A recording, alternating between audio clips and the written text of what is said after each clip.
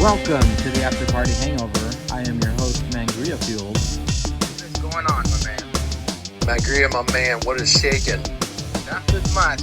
Hands. Wild card. Fly fast. Eat ass. Keith Lee is my spirit animal. It's going to be called Turban Warfare. Now listen, you know what to do, send me in the comments. Prison style. Andy keeps saying he wants to eat my ass. We'll grab a spoon, mate, and taste some class. But Sam's just been hit with a spoonful of truth. Bitch. Suck a shit, pal. Welcome to the After Party Hangover. I'm your host, Mangria Fueled. And this is a show that talks about a show that's going to be talking about a few shows tonight.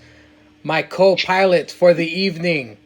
He is the hashtag champion of the universe. Hashtag decent champion of APPW. He is a Hall of Famer. Welcome, Julius _Caesar. What's going on, my man? I'm good, man. I'm good. You know, having an after-work beer, get ready to chat some wrestling with you, and I'm off tomorrow, so life for me is pretty good. That's good to hear. It's been a long work day. Let's talk some wrestling, but first, I want to do an uninterrupted, live Hail Ceizar, where the topic is brought to you by fellow Mega Pounder, Zank Chris. He asks, Julius, what is your favorite feud of all time? Okay, hold on. Let me get the intro ready. He's done with your fuck shit. Julius _Caesar's Hail Ceizar. All right, yo, it's your boy Julius _Caesar here, and my man Zank Chris has asked me, what is the best wrestling feud of all time? And I've been thinking about this all day. I was trying to line them up, trying to see, like, you know, importance, promos, how many matches, big matches, titles, no titles. And then I was going to go off the rails and give a crazy rant about something else, but I'm going to save that for later because I'm going to respect my man Zank Chris because he asked. And honestly, when I came down to break it down to think about it, the greatest wrestling feud of all time, because it's about the wrestling, is easy the Monday Night Wars. The Monday Night Wars are the greatest wrestling feud of all time. That's right, WCW versus WWE. It caused both companies to put on great shows, amped up everybody's talent. I mean, you got so many wrestling feuds out of it on both shows that feud right there, where they went to war, was the greatest wrestling feud. I mean, it took wrestling up 2-3 notches. It took it so high, WCW just went apeshit and ran itself out of business. That's how great a war is. Somebody basically killed themselves to try to overtop somebody else. That's how great it is. So I know people are probably going to say, look, Rock Austin and, you know, the tag team division with Edge and Christian in them, and Goldberg basically versus WCW, because, I mean, he just ran through everybody. But nope. It's WCW versus WWE, Monday Night Wars, however many weeks it was. That's the greatest feud of all time. Agree, disagree, don't give two shits. I'll take you to the toilet right now and fart out one if you really want to hear it. See me in the comments if you got a problem. I'm out.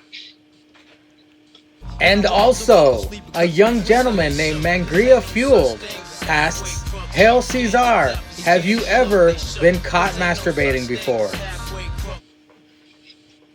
Not yet. Not yet. Your boy's still clean on the record. I mean, almost everybody's got a story of, you know, you're in college, your friend went to class, your roommate went to class, then, you know, you're sitting there jerking it, and then maybe class was canceled and he came back, or your mom walks in while you're in the bathtub eating ice cream or some fuck shit like that. But no, not yet. Not yet. You got to wait till everybody leaves the house and then give it 5-10 minutes. Then get that solid jerk in. That solid work. You can also see me in the comments about that if you don't agree. Or I don't care. I had to back away. from the mic from not laughing. That's hella funny, dude. Alrighty, well, I'm now going to open the lines up for anyone else who wants to hop on while we discuss not Super Showdown, not NXT, not AEW, but the biggest controversial news of the week. It is Steel Real After Party episode 112, Plundering Uranus. Jake, where's the bathing suit during bath time? Ceizar, what the fuck? I got I'm sorry, let me turn that sound off on the phone. Bro, when I heard this horse shit, this ain't even fuck shit. This is some horse shit. When I heard this horse shit, I was like, you mean tell me this grown ass man? Hey, look, you want to live with the rent and get some free rent, or help them pay the mortgage, or do what you got to do? I ain't got no problem with that. Hell, I moved out. I lived with some unsavory characters. They were trying to fuck up my credit score. I had to move back home to build my shit back up and move back out. Okay, look, it happens. You know, the streets is real. They'll kill anybody, all right? They're cold, baby. Cold. But if you want to be a grown-ass man, locking the door, like sitting in a tub of nasty water. Because, I mean, my whole thing was, hey, you can sit in the tub, get in the tub, take a bath. I don't give a shit. Do you, man. I'm a firm believer of doing you. Get your relaxation on. If there's jets and bubbles, yeah, get that shit too, man. Good for your back. The man goes to the gym, he works out, gets in the tub and relaxes. But you're just going to sit there? I mean, the fuck are you doing? Like, Hey, don't forget, he's eating chocolate. Remember, it's his luxury time. Yeah. But, I mean, you're not sitting there. I mean, how long is he sitting there? Like an hour? It's going to take you 4 minutes to eat that piece of chocolate. Like, what the fuck are you doing? Bathe yourself. Who cares if you take a shower a day or you can bathe yourself in the bathtub? The picture he painted made me think of him sitting in the tub, savoring the flavor of each bite of chocolate, while his fingers and toes slowly prune, and his parents are wondering what the fuck is going on in their bathroom. That's what I'm saying. Like, can you imagine this motherfucker? Can you imagine, like, his parents, like, leave, say they're going somewhere, and he's like, oh, shit, bath time. And then, they realize it's, like, a wrong time or a wrong date, and they come home, and then, like, this motherfucker comes out of their bathroom all pruny, and, like, Ma Dukes is sitting on her bed reading a book, just staring at this asshole in some swim trunks, like, holding a chocolate wrapper. So, what the fuck? The LOL line of the podcast is usually a line, but I'm going to have to pick one line out of this paragraph that Zanka said. I posted it in the chat, but this is what Zanka said during the podcast. So when you get out of the tub and you're all waterlogged and shit, and you're just looking at the stew you left in there, probably some of your child cheese floating around, is there any point where you're like, I need to shower now, or are you just done? That was my only thing. Like, bathe yourself. And, like, you're just sitting in. He's literally making Jake's soup, and she's just sitting in there. I don't know, man. Hey, man, look. Hey, do you play, but oh man, I almost want to screenshot the whole chat during that time and just like have 10 slides on White People Wednesday and ask the people in the gram like, what's good. You don't know how bad I wanted just to post on my story. Hey, sitting in the bathtub and not bathing yourself. The white audience, people shit or not white people shit? The audience doesn't know how much shit we gave Jake. Like, as soon as all of us finished listening to that podcast, we all jumped into the exclusive Hall of Fame chat and just ripped him a new one. It was fucking funny. Just more incentive for people to work harder at being a Hall of Famer, because that chat, my God, is it entertaining as fuck. Like, and then the sad part is I have like a separate wrestling chat with like some coworkers, some old coworkers, and one of the dudes is always posting Steel Real to us, and I'm like, bruh, you gotta get off this fanboy kick. Like, yeah, you could be on the fanboy kick, but right every week, get in this Hall of Fame chat, because it is some of the funniest shit during wrestling I will ever see. A lot of the times when I'm just walking around at work and I'm looking at the chat, I have to hide because I laughed so damn much. You guys, especially when you guys were coming up with that crime show, you and Styx and Bretsky and Savage and Andy. God, that was funny, dude. Oh my god, that shit fell together. Look, I was drinking like the whole time, and that shit just kept. No. Yeah, you don't say, dude. That shit was flying out of my head faster than I could type. Oh man. Well, let us. We'll give the Jake Bastion a rest till next week. Hint, hint, audience. I'll be dropping that news later. But this is episode 29. That was the last time you're going to hear the theme that's playing before this episode. A lot of stuff's going to be happening within the next couple weeks, so stay tuned. But the other controversial news just happened today. Let us get all our hating out on Super Showdown, a.k.a. Turban Warfare. What stood out to you besides the obvious, Ceizar?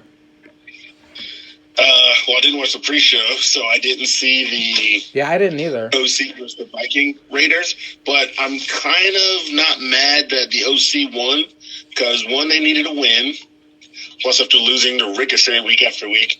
Two, besides Seth and Murphy, they're the only tag team to beat them on main roster, and they're still keeping that storyline alive, at least. And three, they won Best Tag Team in the World at Saudi, so they won at Saudi again. So I wasn't mad at that. What else stood out? Zenka called it. Naomi didn't dance down the ramp. That's true. And she didn't have that disco ball on her head. She did not. She didn't have the disco ball, and she did not dance. She kind of just like walked to the ring. What else stood out? Ricochet got all types of shit on. A lot of people on Twitter and even Zenka, like everybody pointed out that this was a squash fest from the veterans to the new talent. The beating that Ricochet took was pretty bad. I mean, he tried one move and then Brock just beat the fuck out of him. I mean, doesn't that kind of seem unfair though, that Kofi just jumped into Brock's F5 and that was it, but Ricochet... He at least tried to get a drop kick off. No kind of offense for those guys. And like, come on, you mean tell me Ricochet can't flip triple Lutz fucking back handspring down this big motherfucker's back out of a fucking German suplex or F5? I've seen this bitch like do triple flips off the top of cages and ladders, and he can't fucking get out of one move from Brock Lesnar. I mean, at least dodge it. He doesn't need to get the offense, but at least dodge it. Yeah, his speed was his greatest asset. He could have got hit and clobbered the first time and then rolled out of the ring, made Brock chase him, hop into the ring, Brock gets back in the ring, kick him in the head, do something, show some sort of offense. This is kind of ridiculous now how Brock's new opponents aren't getting any offense, and I hope they don't do that to Drew McIntyre. Well, see, Drew's a bigger guy, so I figure he'll probably get the Seth Rollins treatment. He'll probably come out with a Claymore out of nowhere. Like, at least Drew can run and do that versus, like, Seth, like, kick him in the dick or something at Mania and, like, then hit him with, like, 5 stomps. But at least Drew can, like, Drew will probably be some fuck shit like Goldberg Fiend. Like, he's going to run across the ring and Claymore him and then get some offense in. And then Brock will get some offense in, and then Drew will just Claymore him again a couple more times to get the win. That picture's on the wall. By the way, how good is it to be the Undertaker? You fly all the way out to Saudi Arabia. You take 15 minutes to walk your old ass to the ring. You hit one choke slam for the pin. One shitty choke slam. He lost his grip. I forgot who said that in the chat, but AJ Styles was like flying out of his hand. He gets the pin, walks his ass up, back up the ramp for another 15 minutes. I guarantee you he got at least $500,000 for that. No, they say the Goldberg Taker match was $2 million. Like this is what they get for showing up, flying all the way out there, showing up. Holy shit! That was $2 million. Yeah, I literally Googled it like before Saudi today when I was watching NXT. They say these dudes on these legend contracts, like Brock and them too, they get like at least seven figures is the starting for those guys. God damn. Must be nice. Well, hey, could you imagine this motherfucker just made $2 million cash and he worked a hot 10 seconds? How much you want to bet he's already back in America? Oh, yeah, he's on the private jet, too. Yeah. And then we come to the biggest talking point of the entire internet. Goldberg hits 4 spears and a shitty jackhammer to defeat The Fiend for the Universal Championship. What are your thoughts on this outcome? Honestly, I'm not mad at it because I saw it coming. You did? I'm not enraged. I'm not enraged like you guys are. I'm not super enraged. I mean, I literally said this in the chat, like you weren't in it at that point. But this is what Vince does now. Like, all right, look, if we're honestly being honest, if I'm being really honest, I was kind of over The Fiend because I don't like his wrestling style. I don't like no selling.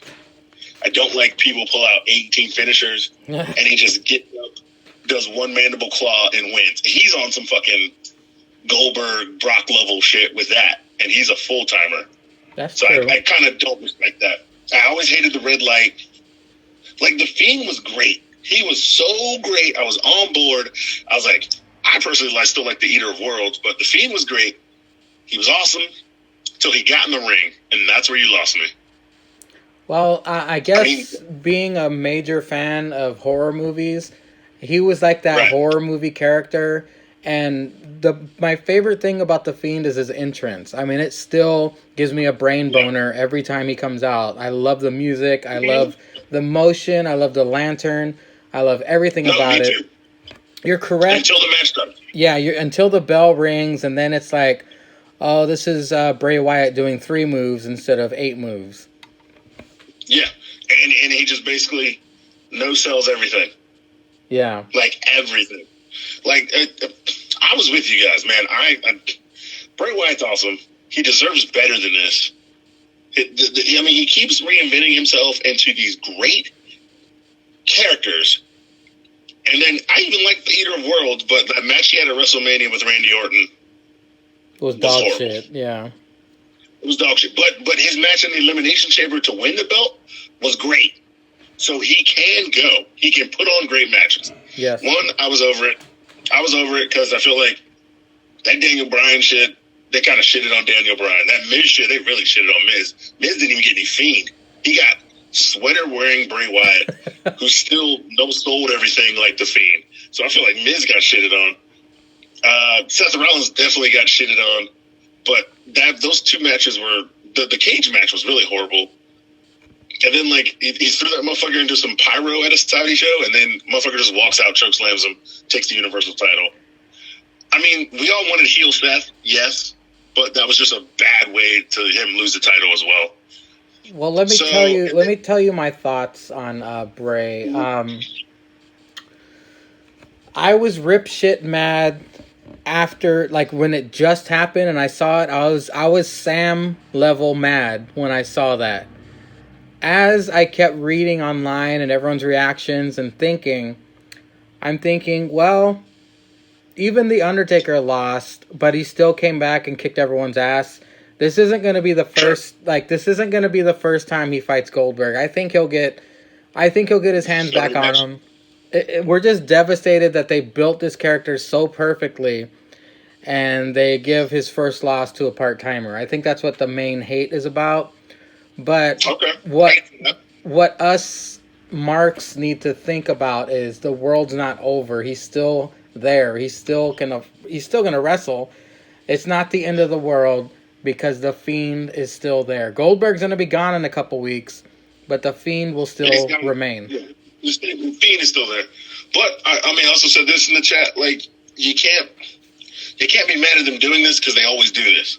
They always give the part-timers who are legend status, they always hype them up this way.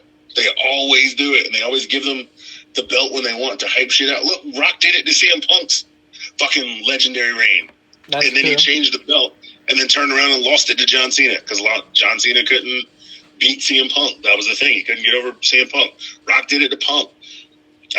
Brock's done it I don't know how many times now. Don't get me wrong. When Brock has a match, it's good.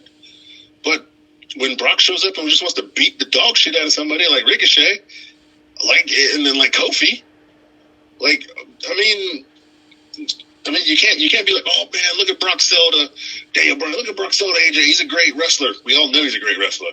But when he doesn't want to work and he's just going to be like, yeah, I'm showing up for a check, so I'm going to murk this motherfucker and take the title, and then I'm going to disappear and just show up whenever I want to show up. This is honestly what's wrong. I mean, if you want to say build up the new guys, you got to get rid of the old guys. They can be legends. They can come back for Mania. They can fight for non-titles just to, build up maybe somebody else getting ready to take their legend spot. Like if AJ wants to retire because he's a little bit older and he wants to have just a legend spot like The Undertaker, fine. Have AJ beat The Undertaker. Undertaker go away. Then AJ just shows up. Maybe at Manias. Maybe at Royal Rumbles or something. Gives a little pop. Not a full-time, not even a part-time. Does kind of shit like this, but don't give him a belt. I'm fine with that. But once you start giving these dudes belts and they just disappear for 3 months, then what do we always say? Oh, man, the belt's not on Raw every week. There's not somebody defending the belt at every pay-per-view. I mean, motherfuckers are just going to keep doing it until they stop. Until we say that they want them to stop. As far as that outcome goes, the wound is still fresh. However, the one thing we all got right, I think even Jake and Zanka got this right, where Miz and Morrison are the tag team champions once again. I wanted to bring that up too. So now, on any major show, think about it right now. Even on AEW, on NXT, I'm not counting UK, but they're on the network, but I'm not counting them. On SmackDown and on Raw, the tag team champs are 2 guys who are great singles competitors put together. Yes. The Broserweights have a name, but they are 2 guys who could easily be NXT champion, who have great singles matches put together. Buddy and Murphy, 2 guys. We've seen the matches. Buddy can go. They won't ever put the title on him, but Buddy could probably have the title on him, or at least the mid-card title on him. They can go. He's teamed with Seth, tag team champions. Miz and Morrison, as you said, and even in AEW, Kenny Omega and Hangman Page, 2 singles guys who have the tag team championships. I'm just saying. Do you think they just completely gave up on Miz's singles run, and they're going to keep him in his tag team for a year? Yeah, they had such great promise. I get it. Kofi Mania came about, and you got to change plan. And when you need to sell merch, and Kofi's already top merch guy with New Day, and now you're going to have him be the champ and make new merch and have motherfuckers buy New Day merch and Kofi merch. I understand, man. It's a business. You want to make money. I get that. But when The Miz was turning face and Daniel Bryan was heel, and they already have 10, 12 years in the game, and they have great matches together. I mean, you had money there too, and you had the chance for Miz to get over that City WrestleMania main event with John Cena when he was the champ back in the day. And finally get Miz where we all see him in the main event, the heavyweight title back on top. Unfortunately, I think the time has passed on that. They shit the bed on that. What I can see happening, what I can see happening is the fucked out trope that we need to talk about. The partners turning on each other. I foresee John Morrison becoming a face. The fans start cheering him more. Miz gets jealous. They end up fighting and break up. How long do you give it? 6 months? 3 months? A year? Well, see, this is the thing about SmackDown. Yeah, I would say all the great tag teams who can hold the titles are on SmackDown, so it could come earlier than expected, but who's really going to take that title off Braun Strowman? Are they really about to give it to Sheamus so he can be the Ultimate Champion, the second old? I don't think it can happen until Sheamus beats Braun. And I don't think Sheamus is going to beat Braun at Mania. I don't see that happening. That's kind of quick. But it can't happen until then because they're not going to sell Braun losing to Miz or Morrison. I think Sheamus needs the Universal Championship, and then he'll be the like super ultra mega Grand Slam champion. No, he's already had he's had the heavyweight championship, but Edge has never had the heavyweight. Edge has never had the Universal, but I don't think Sheamus has been an IC title champion. I think you're right. I think because I remember Sheamus tweeted with all his belts, and he said, "I just need one more to be the Universal Grand Slam champion." And then Edge actually replied, "You mean the second? But I don't mind some company, fella." I wouldn't mind that. I wouldn't mind that match, Sheamus versus Braun. That's not bad. At least he's not in the Andre the Giant Battle Memorial fucking Royal again. Yeah, like it would be a good match, and Sheamus is a big enough guy to give Braun some trouble. But like, would you really have Braun pull it off Shinsuke just to lose it like 2 months later at Mania? They've been fuck shitting Braun for a while now. Would you really put it past them? You got a point. But then you would have to be Miz or Morrison to take it off Sheamus. I would have to say Miz gets jealous of Morrison. Morrison beats Sheamus. Miz beats Morrison for what? Would he tie or beat Jericho's record if he won? I believe tie. All right, so Miz ties Jericho's record at a major pay-per-view. Then he can lose to Morrison and then maybe beat Jericho at like Rumble, or I don't know if he can stretch this out for a year and get it to Mania. But that would be something if he won it a 10th time. He has to win it within the year after Mania and then beat Jericho's record at next Mania fighting Morrison. That's the one way I could see it play out. But that's like a year down the road, so I don't know if they're planning that far. But, they'd have to have the tag team champs at least. I would say keep it like 4 or 5 months. 6 months maybe. Are you looking forward to Elimination Chamber?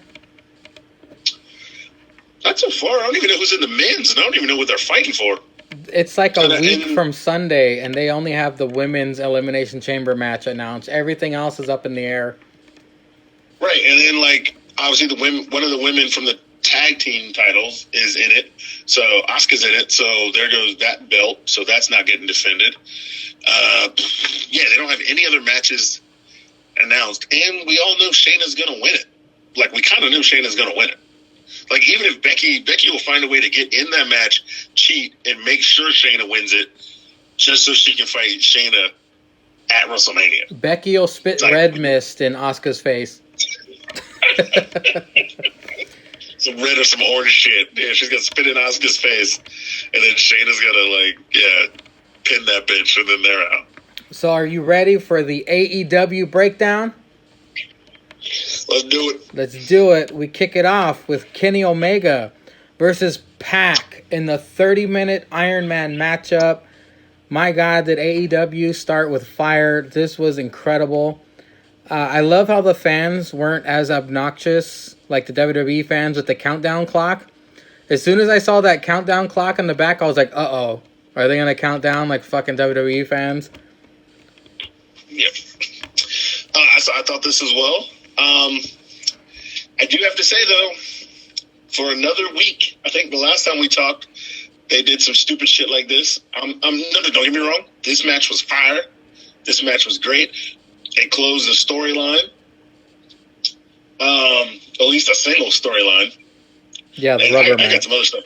I got some other stupid shit about AEW. I literally need to rant about or just complain about. But once again, why are you starting with the main event? Yep. This should have been. Did you see the main event? A fucking weigh-in? They had it in reverse. They had it in reverse because, like you said, they start with the main event and then they end with that whack-ass weigh-in. What's the point of the weigh-in? There's no point. There's no point. This shit ain't UFC and it ain't fucking Wilder versus Gypsy King 3, bitch. What the fuck are you doing with the weigh-in? And then these motherfuckers came out and tracked me. Nope, not gonna go there. Well, I gotta say, AEW's kickoff was better than NXT's kickoff. This 30-minute Iron Man match was pay-per-view quality. No doubt. No doubt. I mean, if that's what they're doing to steal fans, then okay. But you gotta come with some heat on the end as well. Yeah, they did not bookend this show very well. No. But Pac, this was a reminder of how good fucking Pac is, or Pac. I love how he hit a top rope brainbuster. I'm surprised fucking Kenny Omega doesn't have brain damage or like a neck fracture after that. That was crazy. He laid on his head. He laid on his head all fucking match. And I love how Pac did the Brock Lesnar strategy by getting a chair and attacking Kenny Omega like Brock Lesnar did to Kurt Angle back in the day during their Iron Man match. Yeah. Just to add more damage to him so it would make it easier for him to pick up pins later. I kind of like the fact that they stopped for 30 seconds in between falls. Yes. Instead of the clock keep going. Like, so like he hit him with the chair and he knew the time stopped, so the match kind of stopped. Then he hit him again before the 30 seconds was over. So he knew he lost the fall, but then came right back and got that win back. And then after that 30 seconds was resting while Kenny's all fucked up from the finisher and the chair. I thought that was actually brilliant. My question to you, though, Ceizar, is Pac was looking under all four corners of the fucking ring for a chair. The Bucks just let him get a chair and attack fucking Omega. Why didn't they stop him? They had the chance. Yeah. Because they threw Omega in the ring after the table spot. But they're just like, nah, man, you get a chair. You can hit our boy with it twice. And then they look at Pac and they're like, "What's wrong with you, man? What's wrong with you?" It's like, dude, you saw him do it. Yeah, and then the time was stopped. Super kick that nigga. He's been right there. Super kick the damn rabbit. Like, he's right there. Like, all right, the time stop, it doesn't count. Super kick his ass. Well, the first fall was awarded to Kenny Omega because Pac got himself DQ'd. By nailing Omega with some chair shots. However, the second fall was awarded to Pac after a black arrow, which was very beautiful. He's very flexible. He knows what he's doing. That little dude should have been champion in WWE at least twice. I want to see Pac. Cruiserweight shit. He should have been the title. He should have held the title. Could you imagine Pac versus Daniel Bryan today? Oh my god. That'd be fucking awesome. what I'm actually imagining? I'm imagining like Cesaro at AEW versus like Cesaro versus Kenny versus Pop versus Cody versus Hangman. You can't tell me that motherfucker wouldn't wreck shop over there. You know AEW is going to try and lure Cesaro over there. Yeah. And if he keeps staying like the heel like he is, like he'd be like another Pac. He'd just be like a stronger version of Pac, which would be awesome. That's what you need, a guy like that over there. The thing about this Iron Man match was it was like an incredible showcase for Pac. I know he lost, but most of my notes are about the moves he did.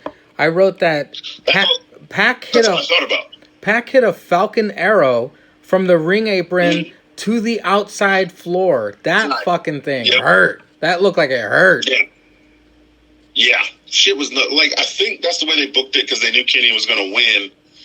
So they had to make Pac look good. I will say that was the most WWE finish that I saw coming, though, when it was like 3 minutes left. Yeah. That's when you knew it was going to end 1-1. And then you knew they were going to restart the match. But Pac beat up the ref before they restarted the match. And then old girl, Aubrey, ran out the back, and Kenny happens to hit the one-winged angel right when they restart. This match goes to sudden death. Like, why can't you end it in a tie? Like, you have record. Well, another thing I hate, this fucking record system, because I looked in line on some fuck shit today.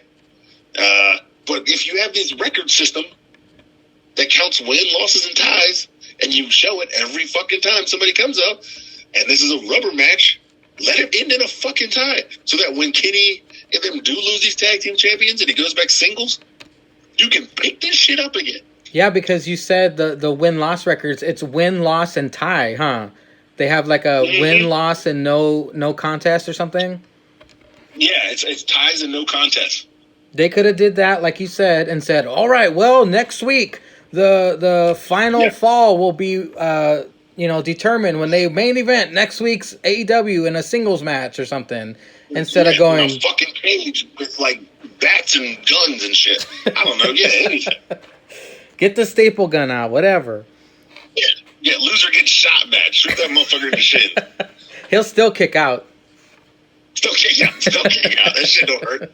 They got shin guards on, bitch. They're bulletproof. That shit don't hurt. Well, after this, I guess Tony Schiavone just felt the need to interview Pac, which was a bad idea in my mind, but I did not know they were setting up Orange Cassidy coming out.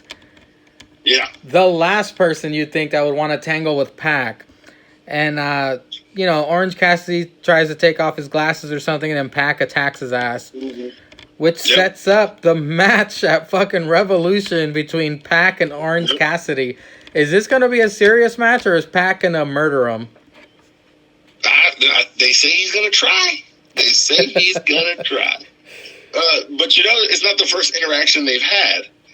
There was a trio match between the Best Friends. No, it wasn't a trio match. I think it was a trio match. The Best Friends and Orange Cassidy versus Pac and those motherfuckers that wear them skeleton jumpsuits. I don't know their names. Wild 2 or some bullshit? Some bullshit like that. Yeah. And Orange Cassidy happened to get into the ring, and he gave Pac Pac was trying to. Orange Cassidy jumped out of the way of one of the skeleton guys. It's on AEW on TNT. I'll have to send you the thing because it was an electric moment of the week. And Orange Cassidy went to fuck with Pac, and Pac went for something, and Orange Cassidy hit him with one of them Rey Mysterio flipping DDT shits, and then threw his dumb ass out the ring, and then dove on the skeleton guys afterwards. The crowd was lit. Yeah. And then he jumped back in and they did the hug thing. So, but that actually happened in the match. I think the Best Friends did end up losing, but Orange Cassidy did embarrass Pac that way because Pac's supposed to be this guy, and Orange Cassidy came in with his little super kick, fuck you shit, and then but actually hit him with a fucking DDT and spiked him. Pac sold it one of those spiked DDTs where he was standing up on his fucking head like Dolph Ziggler cell. I think he sold it like that. Well, unfortunately, I don't think many of us are going to be watching live on Saturday when this all goes down, but I will catch the YouTube highlights. Yeah, I'm going to try to find a fucking link and use the work computer so my shit don't get zapped. Maybe if it's slow in the shop, I can watch a match or two. Well, after this, we get a brand new chick interviewer tries to get an interview with Jericho in his dressing room. Which, by the way, what did it say on the door? A brand new phrase they've never said before. The Painmaker Posse. The Painmaker Posse. Yeah, I knew it was something pain or hurt or something. That they're gonna make a ton of shirts of that too. Of course, yeah, it's gonna be on the AEW shop next week. Well, after this, we get Sammy, Santana, and Ortiz of the Inner Circle taking on Jurassic Express in a Why Not match. We get Taz on commentary for some reason. They went to commercial. There was no pick and pick on my feed. I don't know if you guys got picture in picture, but no, you didn't. No, the match started with Jungle Boy running across. Oh no, the small guy running across the ring for a drop kick or something. The Chucky doll. Yeah, Chucky doll. Yeah. It was a decent match. It was fucking hard to follow that Iron Man match, but they did their best. A lot of great triple team moves by Jurassic Express, I noticed. That was real lit. I like that. It was funny watching Marco get beat. I can't help but laugh. I know it sounds awful, but every time I see him get beat down, I just laugh. Little Marco stand? Yeah. It's like I said, it looks like they're kicking a Chucky doll across the room. Yeah. But I will say Sammy Guava Juice needs pants. Yes. We do not need to look at them girly ass legs and his butt cheeks hanging out and shit. Yeah, it's like as soon as he starts wrestling good, his butt cheeks are just hanging out of those shorts. He needs to either gain some ass so the cheeks, so the draws don't ride up, or he needs to put on pants. Hey, Caesar, he's a Spanish god, okay? He can wear whatever he wants. Man, not my god. Did anything else? Like Captain America said in the Avengers, there's only one god, ma'am. That ain't it. And he has America's ass. Yeah, he does have America's ass. He can say that. Well, Darby Allin does help out, and Jurassic Express wins. Did anything stand out to you in this match besides Sammy's cheeks? No, but it was like you said. It was a good match, great to watch, and I do like the 3-way. Even Guava Juice had some 3-way moves with Santana with Ortiz. Ortiz and them. Yeah, with Santana Ortiz again. I didn't see much. I like Wait, which one's the one with hair? Not the one with one eye. Ortiz. Ortiz has the Afro puff. Yeah, I like Ortiz has the best sell job.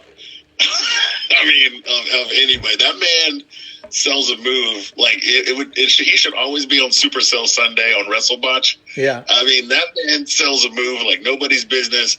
And I didn't see much of the back rakes. He usually gives a good back rake and I didn't see much of that. To your that man sports entertains. He sports entertains the whole nine. To your point, when Ortiz got super kicked, every time he gets super kicked, he gets immediate rigor mortis and stiffens up and then just falls over. And he stands up, does the little 3-hop. The 4th hop is on one leg, and then he kind of does the Ric Flair fall over on his face. Yep. Like, it's classic. It's classic every time. You know they're going to be tag champs pretty soon. You know that. I mean, not according to the fucking rankings. If you want me to go off on that fuck shit again, like, I don't want to talk about it. Fucking AEW and this ranking shit. Damn you, AEW. Yeah, like, I don't get it, man. I literally don't get it. I was online trying to do some Steiner math, trying to figure this shit out, and I can't fucking make it work. You have 3 matches, and then you divide it by the number of falls you had, and then you multiply it by some drop kicks. This dude was on. That dude is fucking stoned out of his mind or something. Out of his gourd. I think Steiner math is probably top 5 dumbest promos dead or alive. That should be a crumb off. Dumbass promos you remember that don't make sense. Well, thanks to you, Ceizar, the next crumb offs are going to be MILFs. Yeah, but buddy. My question to that is, do you mean wrestling MILFs or do you mean MILFs in general? I was talking about wrestling MILFs because we had I think I first brought it up when we had the hot wrestling chicks, and then they based it on like wrestling talent, promos, and then hotness in the ring. And I was like, well, there was some talent back in the day, and now they're pretty much all MILFs now. So I was like, and they still wrestled. So I was like, you could, like, as much as Zanka talked about like sucking on Tori's toes and licking black crumbs out of Kelly's anus, like I was like, come on, man, like this is what the fuck I'm talking about. Like they all kind of look hotter now. Like we were all teenagers looking at hot chicks who were like 20 something. Now we're like 28 and 30 something people looking at fucking chicks who are 40 and they're still fucking hot. They're fucking MILFs. Well, hey, don't forget Zanka also mentioned he would muff dive into Linda McMahon to get them arthritis pills out of her. I mean, the bitch is worth a couple $1 billion. If you think I ain't fucking a bitch worth a couple $1 billion, you are outside your mind. I would Andy with an eye ski juice up in Linda, Oprah. Shit. Look, Martha Stewart, all these hoes. I would break a fucking hip twice and then put this shit back together with their money and then break the other one. Hey, I'll admit it. I'll admit it. I'll taste Martha Stewart's blueberry muffin. Let's see what's going on down there. You know it. I gotta know. I gotta find out. I mean, Snoop's hanging with her all the time. Shit's gotta be good. Plus, your street cred will go way up. Way up. Deep in the streets, then. Deep in the streets. Well, during this commercial break, I did get picture-in-picture, and Darby Allin brought signs again, and he was basically saying Sammy Guevara is going to get it this Sunday. The coffin will drop. I love how I do like this. Sorry, I'm sorry I meant to cut you off. I do like this when they do that, when like somebody's in the ring with the cards. Like literally just talking to the crowd because they know it's picture-in-picture. Yeah, this is great. They're acknowledging that they know what's going on, that it's picture-in-picture. I love that too. Yeah, it's they're breaking the fourth wall, but I mean it's awesome because like they're still giving you entertainment by like he doesn't flip through the cards like super fast either, so you can like literally they're big letters, you can read the cards, no matter if it's like 20 or if it's like 4 like he had this time. It's good content. I like it. Well, after this, we get the best friends with the beaten up Orange Cassidy coming out to take on the Butcher, the Blade, with the Bunny. Taz is still Oh, on yeah. commentary for some reason. He doesn't really bring much, but oh well, he's a familiar voice. All right, go ahead. No, I was just gonna say they went through a commercial break, picture-in-picture fighting, and it was funny. The highlight of the match, of course, is when Bunny and Orange Cassidy got into the ring and switched each other's headgear. I popped for that, and he does. Orange Cassidy puts on Bunny's ears, jumps out of the ring. Who jumped out of the ring? I don't even Orange Cassidy understand. jumped out of it. Okay, I don't even understand my own notes. Yeah, he put on the ears. The blade was outside of the ring. The Butcher runs in. Orange Cassidy moves out the way. The Butcher flies through the ropes. Then Orange Cassidy jumps through the ropes onto the blade outside of the ring with the bunny ears on. Okay, that's what that meant. The best friends do win. What stood out to you in this matchup? It was a fine match. The best friends can go.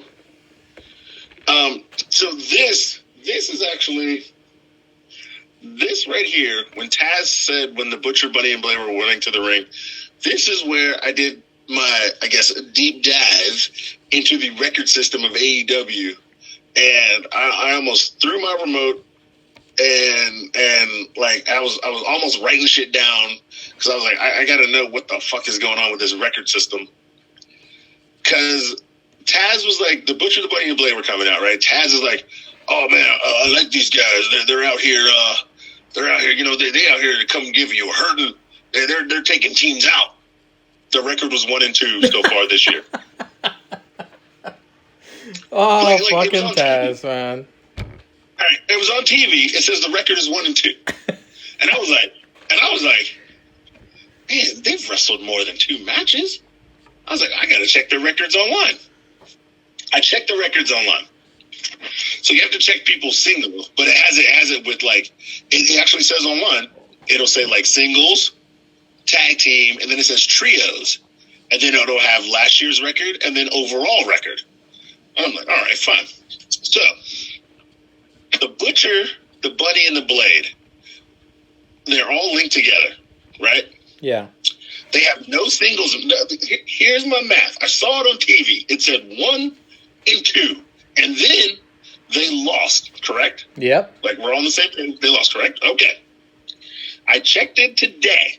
It said updated from yesterday. I'm like, okay, fine. So now they're 1-3. When you look on their page online, it says the Butcher, the Bunny, and the Blade are all 3-2. It says they're 3-2 online. What the hell? Right, exactly. They've wrestled no singles matches, so that's 0-0. And then it said they were 0-2 in tag team matches, and then they're 1-0 in trio matches. But somehow they're 3-2. You see, AEW, this is why WWE doesn't do that shit. Because people pay attention. Exactly. So then I go, what the fuck? So I check the Bunny. The Bunny has 0 matches across the board. No singles matches, no tag team matches, no trio matches. She is somehow 3-2. Well, Dead ass. 3-2. Well, see, 3-2. I said people pay attention, but I guess Taz does not fucking pay attention because Butcher, Blade, and Bunny were brought in to beat up Cody, not destroy teams. Yeah, exactly. They were brought in to beat up Cody, which they did, and they've lost every match since then, except the one trio match they had with NJF. That's the only match they've won. Yet and still, they're 3-2 online, 1-3 on TV, because they you better count that shit as a loss, because I seen it.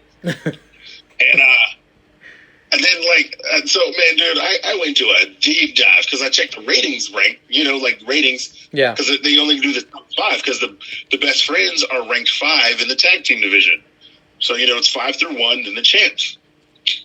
The best friends are 2-2, right? Yeah. SCU is 2-2. The SCU is ranked 2nd. The best friends are ranked 5th. The Lucha Bros are 1-0. Actually, 0-1. in 2020. They're 0-1 in 2020 because they lost to Hangman and Kenny, and they're 4th. What the hell? So how can somebody with no wins this year be higher than somebody who has 2-2? And then the Dark Order are 3-0 this year. What the And they're fuck? 3rd. Yeah, they're 3rd. The Young Bucks are 1. Dude, I'm telling you, I was ready to throw my phone. In my head, I almost threw away the whole Hail Ceizar. I was about to just say Attitude Era, and I was going to, rant for 5 minutes on AEW. I was going to fucking rant. Like, I had this shit written down on a piece of paper and was going to read it verbatim. Like, I wrote a fucking essay for school. I was about to rant on this dumbass rating system shit. Well, I think, and I was like, no. Thinking about your health, Ceizar, maybe let's not look at their rankings anymore. I'm not. Bro, I was like, I don't even know if I want to watch the rest of this fucking shit. I was like, I just seen a 30-minute Iron Man match. I seen a pretty good trio tag team match. I like they're doing trios. They're trying to keep it relevant. And then I saw this shit. I almost didn't even watch the match. I was about to delete it off the DVR. I said, no, nope. I said, I made a promise to my man, Mangria. I got to follow through. I'm glad you pointed that out, by the way, because I would have never known that. I know that if you catch it every now and then above Hangman Page's name, they have funny sayings. Like last week, it was Como se dice yeehaw when they were taking on the Lucha Bros. Pay attention to Hangman Page's name card when it comes up, because it always has these funny sayings above them. All right, I'm gonna start looking at that shit. So the best friends, they do win, and Tony Schiavone interviews the best friends. We already talked about this, where OC is going to face Pac at Revolution, and then what's his face says he's going to try. That was pretty damn funny. Yeah. Did you get to see the picture-in-picture? I was just about to say that. Luckily enough, the commercial break was picture-in-picture, and Tony Schiavone gets, initiated into the best friends and Orange Cassidy because they get a group hug going. And I was thinking in my head, Tony Schiavone, whenever they do that, you hear him say, "Give the people what they want." I think that's Excalibur. Oh, it's Excalibur? Oh, okay. Yeah, because no. Yeah, I have it down. It's got to give the people what they want. That's exactly how I was saying that in my head as I saw them all hugging. Okay, I'm glad I'm not the only one who, when they don't say it on TV, says it in their head every time it's on picture-in-picture. Oh, yeah. Up next, we had a fatal four-way match with the women. Yuka Sakazaki, who is straight out of an anime, versus Big Swole, versus Shanna, my favorite. Shanna is my favorite because of that booty. Shanna can get it. Shanna can get it. That booty, my God. Versus Hikaru Shida, who has the worst opening theme song of all the women. Of all time, maybe. The match was entertaining. We went through a commercial break. It was picture-in-picture. Yuka Sakazaki was very entertaining with the little shenanigans she was pulling. I just wrote down Shanna is sexy for no reason. Of course. Well, I mean, it's not false. It's a true statement. Eventually, Hikaru Shida wins with the Shining Wizard to Swole. What are your thoughts on this match, and did anything stand out? No, I mean, I thought it was good. I thought it was overall good. Every girl, got their shit off. I do like how the NXT fans, the AEW fans, the NXT fans usually chant during the matches and not the intro music. But if you notice, the AEW fans, like, if there's something going on in the theme song, that's when they chant along. Like, they were chanting Swole during Swole's song, like at the high points, or like when the bass drops when it hits. Yeah. And like they were on beat with it. They all sing Judas, when Chris Jericho comes out. Yeah. They always chant when Orange Cassidy gets in the ring and they do his thing. So I like how they're more they're more involved with the music, and then they don't really do the fight forever, even though I love a good fight forever when it calls for it. And they did get some holy shits off when he hit the table spot in the 30-minute match. They censored it too. Did you catch that? Yeah. It was like just super quiet for super quiet for some reason. Well, after this, we got a Dark Order promo again, video package. Evil Uno saying SCU is obsolete. Hint, hint. Could this be more obvious or what? What the hell is going on here, Ceizar? Dude, I mean, who said it though? Like he's got a 30-day no compete clause or 90-day or some shit. I believe that's if they're released, right? If they're released, but yeah, but I mean, what if he asked for his release? Technically, isn't he released? That's true. I was just thinking if his contract runs out, then legally he can do whatever he wants. Yeah, but like if you ask for your release, then technically you're released. Lawyers get on some fuck shit, bro. They pay attention. Yeah. I mean, they pay attention to that shit like that. We're like, well, technically you were released because you asked for release. So you were still technically released. Your contract was not up. You didn't fulfill it. So you got to wait 90 days. They'll be on some fuck shit like that. Hold on. Let me get Bretsky on the line. He'll know. Okay. No, I'm just kidding. Call him up. Yeah. Send it in the chat right quick. We get a... Are you looking forward to Matt Hardy eventually joining, or do you want it to be Raven? No. If it's Matt Hardy, I think it'll be dope. They'll give him creative reign to do work. It could be good. I mean, if it's Christopher Daniels, I'm fine with it. I mean, I would hate to break up SCU because AEW's all about trios. So I would hate to break that up because they would either have to find somebody else or maybe they bring in a new character or something. But yeah, if it's Matt Hardy, I think it'd be good. Well, you know what I'm concerned about? I'm concerned is if they make the Dark Order too big. I don't want another NWO with 50 members. Like the bigger it gets. Yeah, the bigger it gets, the less the group matters, because there's so many fucking characters. It's like, oh yeah, I forgot that guy was in it. Yeah, I don't like, because they tried to recruit somebody during that tag team battle royal too. So I don't. Yeah, there's only 3 of them wrestling. So if there's a leader, a promo guy, and 3 of them wrestling, technically the leader can wrestle too. I'm fine with that. And then have just those ministry guys who can get beat up. I'm fine with that. Any bigger, it's gonna get too ignorant.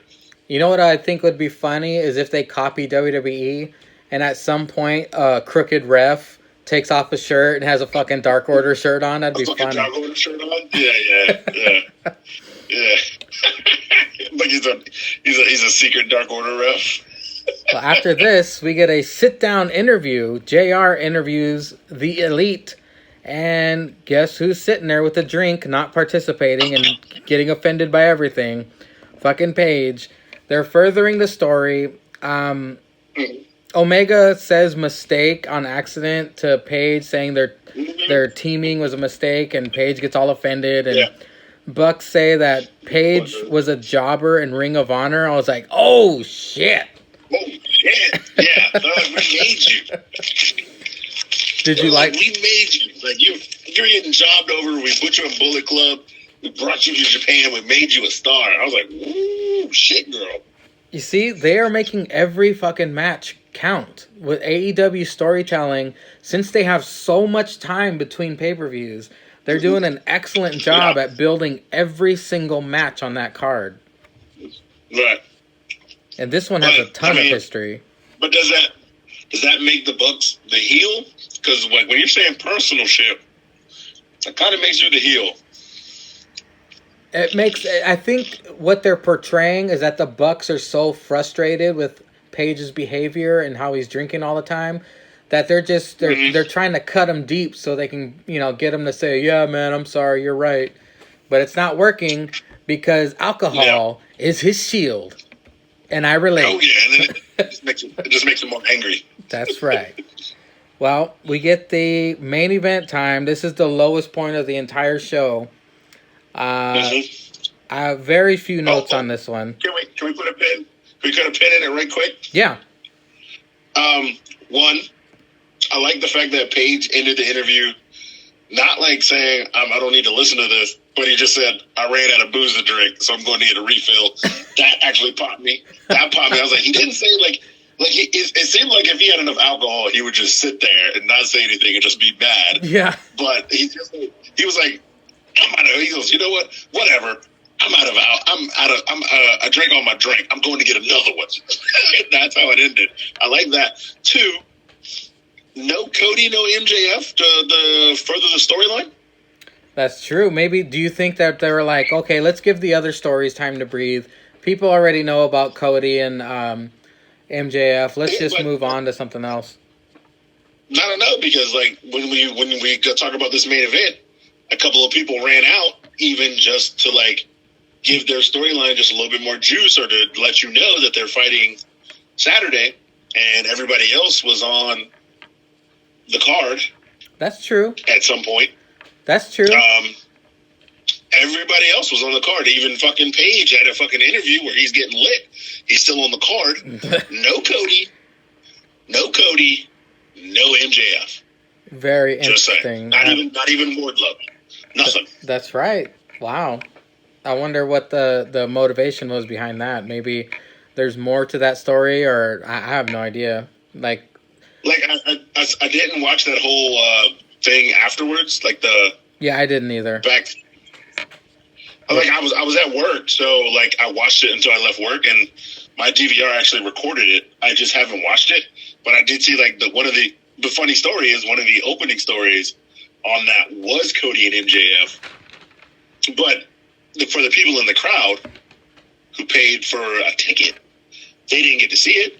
So where's Cody? Where's MJF? That's true. I skipped over it earlier after the Jurassic Express match. They did have a Cody, MJF, Wardlow video package to play, so it wasn't absolutely nothing. But you're right; they didn't get to see anyone in person, and there was nothing new added to the story. Yes, I went back and watched that myself. That's actually from the confidential thing after AEW, so it wasn't even like a live thing. It literally was the same stuff from that confidential that I was watching when I was at the shop cleaning up, because it just came on right after it. So that was a stay tuned after AEW for AEW Road to Redemption, hour-long show, which leads up. So there was actually a promo for that show, and that's when they showed Cody and MJF, but technically they weren't on the show. Man, they really focused on this, like you said, multiple stories, because in my notes it says Dustin comes out, takes out Jake Hager, Darby comes out, attacks Sammy. Yeah, for the second time. Yep. The second time he came out. He should have been done, but...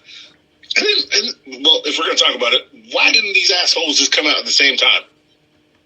Like, if you're trying to help Dean and you're trying to fight and not get jumped 5-on-1, why not, when Dean headbutted Jericho and they had Dean, like, not even down, but he was still swinging on all 5 of them, why didn't Dustin run out then and Darby run out then? It would have been a greater 3-on-5. You could still go over or get beat up, and then Dustin can still knock him out of the ring, but you're going to run out 2 minutes later when everybody else clears the ring and then just take out Jake Hagar?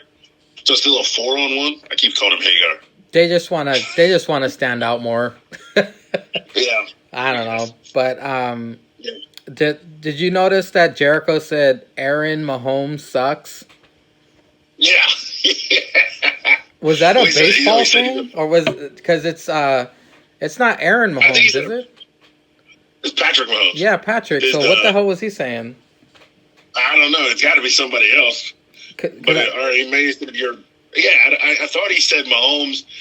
Well, he said, I didn't hear the Aaron part quite clear because I thought maybe I heard it different. But if he said Aaron, I don't know who Aaron Mahomes is. Maybe it's Patrick Mahomes' father or something. But he said it might be his dad, because his dad played baseball. Oh, yeah, that's right. No, yeah. I think his dad played baseball. So I think, actually he said a piece of shit. He said Aaron Mahomes is a piece of shit. Immediately turns the crowd against him. Oh, yeah. Well, the segment ended with Jericho hitting the dirty deeds onto Mox, onto the scale. On the fucking scale. On the scale.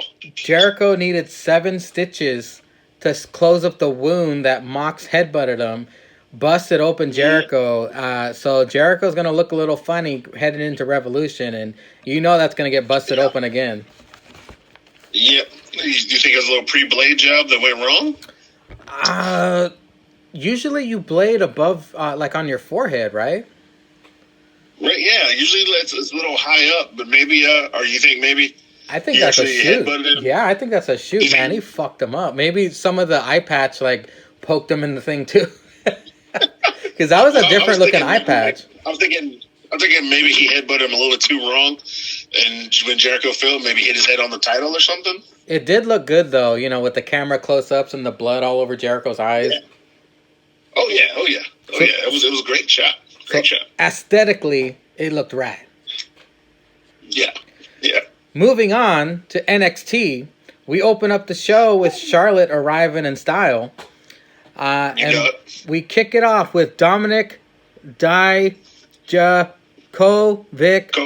versus Cameron Grimes, the weirdo straight out of Red Dead. Did you hear the Morrowism when Cameron Grimes came out? What did he say? So I guess Cameron Grimes he talks his way into these matches. Like, he got in an argument with Johnny Gargano. They had a match. Apparently, when Keith Lee said that Dijakovic could fight forever, Cameron Grimes said, I guess there was a backstage thing. I don't know if they filmed it or something. He was talking like Dijakovic needs to get back in line because he lost. So Morrow said something like, he talked his way into this match. He goes, Cameron Grimes, he said keeping his name relevant, like V in the English language, you hear it no matter which word you speak. So then my dumbass pauses the fucking DVR, and I go, what? You hear a V in every word? And I was like, every? Oh, yeah, there's a V. I was like, very. Like, I was thinking of words with V in it. I was like, damn, he's right. I was like, because sometimes you don't hear like a C or a word or an S in a word, or you don't hear like a Y or the double vowel. I was like, but you hear V in every fucking word. There's a V. And I was like, this motherfucker. I was like, there's no way he comes up with this off the cuff. He's got these like written down. He said that so fast, I didn't even catch it. But my God, that's clever. You're right. Yeah, I was like, just think about it, man. Every time you say V, you hear the V in every word. Vagina? Yeah, it's there. It's there. Well, during this matchup, Dominic was showing his strength off big time. He threw Cameron Grimes over the fucking top rope to start this matchup. I was like, oh shit, I felt sorry for Cameron at first. Luckily, we did get a picture-in-picture during the commercial break. These types of matches are way better for Cameron Grimes. Like, his squash matches were... I wasn't a big fan of them. I mean, I get it. He did the double stomp. He won. Whoop-de-doo. But these type of long matches with actually established talent are way better for him. Way better. Yeah, that Gargano match was fucking awesome. This match, great as well. Like... You know, it had a great finish too, but this match also good. How'd you like this? I'm starting to like this guy. I'm starting to like this guy in the ring with these type of matches and with the talent versus just like you said, squashing guys. Because I don't feel like he's big enough to like just squash guys. Yeah, but he's definitely big enough to fight the talent and it'd be a good match. How'd you like the crowd chant? Let's get grimy. Yeah. Oh, Let's get grimy. I do love that about the NXT crowd. Like, they are never 100%. Like, for some reason, they're always 50-50. Yeah. Like everybody has a chant, and they're always 50-50. Nobody is 100%. I think Ciampa's the only person that's 100%. There's fans, and then there's heel fans. Of course. Yeah, man. It's fucking great. Well, like you mentioned, the ending was unique because Damian Priest, Tanya Harding, Dominic Dijakovic, and his fucking kneecap. Tanya Harding this bitch. In an upset, Cameron Grimes does win with the cave-in. This is his biggest win of his NXT career. And he got another Morrowism. What did he say? So when Cameron Grimes put the hat on, I don't know the singer, I just forgot it. But he's like, hey, Cameron Grimes out here showing people you can keep your hat on. Oh, yeah. And then Nigel said something like some full Monty reference because Cameron Grimes has the hat and the little short boots. So Nigel said something like, "Oh, he gave Dominic Dijakovic the full Monty while he's heading up the ring." But Mara said, "Fucking keep your hat on." Cameron Grimes showing, letting everybody know, like the great artist, something. You can keep your hat on. I was like, bruh. I was like, I'm done. This was a decent opening to NXT, but like I said before, AEW blew him out of the water with that fucking Iron Man match. But after this, Regal makes an announcement, an interesting announcement. He announces a ladder match between the women to determine the new number one contender for the NXT Women's Championship that takes place at NXT TakeOver Tampa Bay. The six women who get in this ladder match are going. They should main event. You know that match is going to be fucking awesome. Yeah, like these bitches about to eat some ladder. They definitely should main event, unless Cole fights at Mania. It'll probably be him and somebody. Well, we're gonna get to it later, but I think I know what's gonna main event. Okay. I think Finn Balor versus Walter will main event. Finn versus Walter, yeah. I forgot about that too. I think that's going to main event. That's so, actually, I mean, if that does, Cole needs to fight at Mania. Somebody he needs to fight at Mania, because if he's not fighting at Tampa like Leah Ripley isn't, then they need to have some NXT people on Mania. There should be like Cole and like maybe Cole versus Ciampa and Gargano, like a three-way thing or something. Well, coincidentally enough, that's the next segment. Finn Balor comes out to the ring. And he brags about his accomplishments. He has a great promo. And then Imperium comes out to say Walter sends his regards. And then Finn rushes out the ring and attacks him. But, of course, 2-on-1, the numbers game, Imperium gets the upper hand. Is Finn Balor face? Did he just magically become a face after Gargano? Well, Finn Balor is face enough like AJ's face. Like, you love him in the ring. Like, nobody can touch him in the ring. But he's a jerk on the promos. Yeah, he's a dick. And so, but they agree with Finn. Like, he said nothing wrong. Like, he didn't insult the people, and he didn't say anything wrong. He said what? He said, Intercontinental title, done it. He said, Japan, killed it. Mexico, killed it. U.S. title, killed it. First Universal Champion, killed it. NXT Champion, killed it. The man ain't wrong. He was literally stating facts. Ceizar, do you recall him ever shitting on the fans? No, even when he came back, he just beat up Johnny Gargano. Yeah. But yeah, he never shits on the fans. So it's more of an aggressive Finn Balor, but he doesn't. The thing is, when he does his little dance shit on the turnbuckle, the whole stadium doesn't light up like it used to. It just the light is on him. So I feel like he's more like, it's kind of like he's more like, I'm saying I'm better than everybody and I'm better than you. I don't need you. He's kind of like the Undertaker of NXT saying, "This is my yard. I left and look what happened when I left. A bunch of pussies took over and now I'm about to put a foot up everyone's ass." Yeah. But yeah, he's saying it more like it's about me, cuz first he's like, I think when he's a face, he's like Balor Club, and the WWE Universe is part of the club. But now he's like, I'm the Prince, and the Prince is on top. The Prince stands alone. It's all about me. You better not miss. So it's heel-ish, but it's not a heel. He's kind of a tweener, but he doesn't need the people to get over like he did when he was in Balor Club. Well, I got to give kudos to NXT. I did not see this coming. I was in my head thinking, Finn Balor is going to go after Velveteen Dream. Finn Balor is going to go after, this guy. I had no fucking idea it would be Walter. Yeah, I thought he was going to maybe try to say it's Cole's turn now. The first match got interrupted because Gargano came back. You're not going to beat my streak, Adam Cole. I'm going to take the title from you and then show these people why I did create NXT and it's fucking mine now. But when the motherfuckers came out and said Walter, I was like, when the music hit, I was like, oh damn, this motherfucker and Walter. Then I'm like, kind of like he's on that legend track, but he's full time.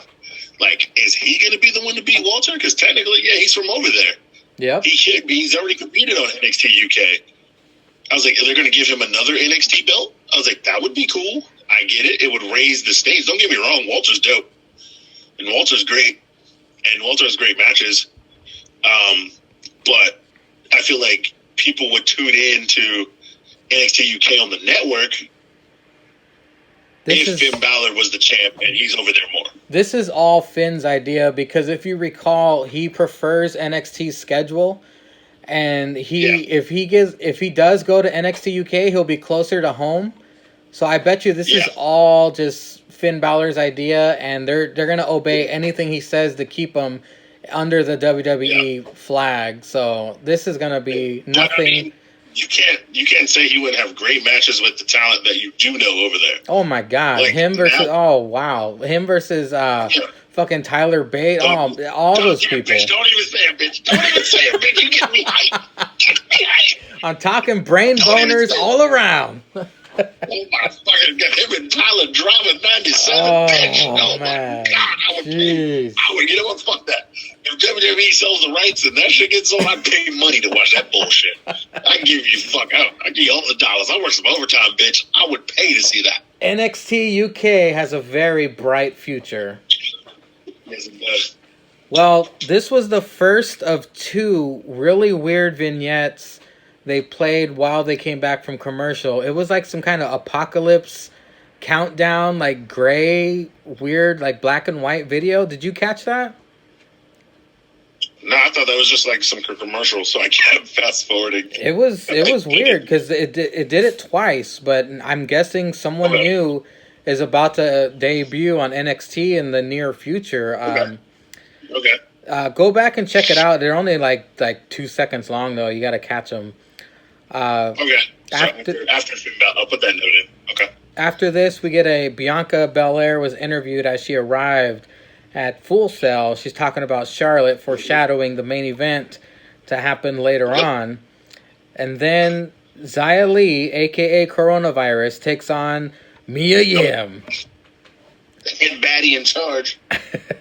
Head baddie in charge. That's funny. That's what Zamaro calls it. Yeah, baddie. Yeah. She's still the HBIC. That's all that matters. This match really was nothing. It was really just so Dakota Kai and Straight Sonya could interrupt and distract Mia Yim while Xia Li rolls her up for the win. What do you think about this angle, or do you give a shit? I mean, I thought it was a good way to start a new feud. Plus, it kind of ended a chapter because I didn't know Mara said it during the match when Coronavirus debuted. She, like a year ago almost to the date, she fought Mia Yim and she got like squashed. She lost. So now she got that win back, typical Vince, 50-50 booking. Redemption. A year later. Yeah, she got her win back. And then it gives old red leather pants, Dakota Kai's flunky, somebody to fight for her first feud. Her and Mia Yim can go at it. Give them a feud, and then if Mia Yim beats her, which she probably will because the flunkies lose, gives Dakota Kai another feud after they want to tie up this Tegan Knox thing with the cage. So it's kind of setting up some stories or gives the story a way to go. So I don't mind that part at all, but yeah, the match really wasn't anything spectacular. If I had to guess, they're setting up Xia Li and Mia Yim versus Dakota Kai and Straight Sonya in some kind of tag match later or something. Yeah, they could do that too. Or like I said, if they set up Straight Sonya versus Mia Yim, then Dakota Kai interferes. Xia Li will come out, rush to the ring, help him fight her off. Then that's a tag match. Then you can keep going on that way. So yeah. Well, after this, we get a Velveteen video where he challenges Roddy to a steel cage matchup. Cage match. Keeping out the rest of the Undisputed Era. But do you think this is necessary? Because, I mean, Velveteen already beat Roddy clean. So what is this really going to prove? prove anything except, like, yeah, he beat Roddy clean, but he still got jumped. And, like, his whole thing was, like, you know, you tried to break my back and end me, so I got to end you. But I think it's just because, like, you know, they got a cage and they got to, like, set the cage up. They're like, hey, man, let's squeeze 2 of these out of this. Who's got a hot feud? So, you know, Dream dressing like Cam Newton for some reason. I was like, what the fuck? I was like, why does this motherfucker look like Cam Newton? I was like, all right, but he's a Dream. He pulls it off. Well, if I gotta he got the pearl necklace. If I gotta be honest, I was kind of hoping that he was gonna move on to Adam Cole after beating Roddy, but maybe this will plant some seeds for the future. I don't know. Yeah, that's hopefully the future, but I mean, yeah, like, you know, Roddy took his championship. Like, winning clean on NXT is one thing, but, you know, you always need a big finish. Yeah. And technically it would be their rubber match, if you want to get really technical, because Roddy beat Dream for the title, then broke Dream, so Roddy lost clean. So this would be the rubber match if you're count it that way. Then he can move on to Cole if they want to do that. Yeah, they do like to end rivalries big time. I mean, look at fucking Tommaso and Gargano. That rivalry's still not over. Yeah, they just restarted it again. Like, that's what, you know, it kind of irritates me, though, because, like, these motherfuckers are both faces. They just got back together with DIY to take on fucking Mustache Mountain and got a win as DIY and got new merch. You literally made new merch for one match and then you split them up again? Like what the fuck? On literally, what the fuck? Last week's Hangover, I was talking to Styx and Peter Wayne Kent, and I asked them, how should this end? Should it be a loser leaves NXT match, or should it be a Hell in a Cell at NXT TakeOver Tampa Bay? Ooh. Why not both? Why not Hell in a Cell, Tampa Bay, loser leaves NXT? Fuck it. Oh, I see. That would be good. I think Gargano should go to the main roster because Tommaso's going to quit if he leaves.